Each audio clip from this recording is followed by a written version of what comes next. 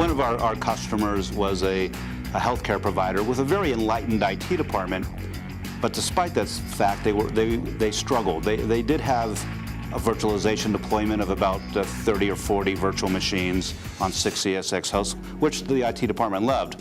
But they also had about 350 or so physical servers, and those physical servers were still taking up the vast majority of IT staff time and things like troubleshooting and upgrades, and of course were very expensive to maintain in the rack space and to power and cool. So the IT staff was extremely challenged with the environment, and while they liked the virtualization deployment they had, the small deployment, they just didn't have the resources either from a staff perspective, because so much was spent on the physical infrastructure, or from a monetary perspective to expand it. They had to go back to finance to get monies for just simple things like new licensing or more storage or upgrading a ESX host or a new host. It was very difficult for them to be able to take the strategic approach they wanted to take because they were trapped in this tactical area of virtualization sprawl.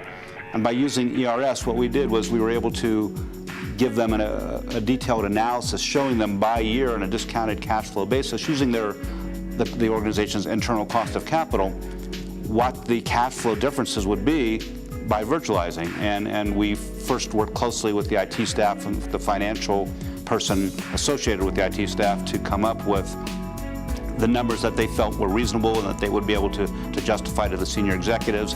And then we came in and we had a meeting with the COO and the CEO and went over the entire cash flow analysis again, and using the language of ERS in terms of the other initiatives and green initiatives and disaster recovery and high availability and so on. And during that meeting, we essentially got the go-ahead from the executives and received a large PO to move forward with complete pervasive virtualization, new storage, new Cisco UCS, and lots of VMware. I used to have a ROI consulting firm that I used to run, and even before that, I used ROI heavily in one of my previous companies to sell Citrix. So I have a very long experience with ROI. The most compelling thing, the most interesting to me about ERS is how it emphasizes ROI, but doing it on a discounted cash flow basis by year. That's something I rarely did before. Once in a while, if a customer would ask, but I never really understood that that's the way that the bigger organizations want to see ROI laid out for them.